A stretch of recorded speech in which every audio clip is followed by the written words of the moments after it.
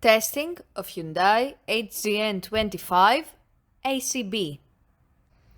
For testing, we add a 220 volt AC power supply. First, we trip the ACB manually.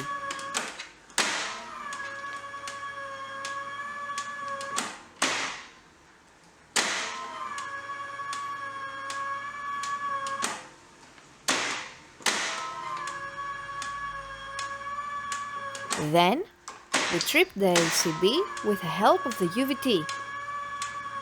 Afterwards, we perform a short time delay test and we see that the air circuit breaker trips almost instantly. Lastly, we perform a long time delay test .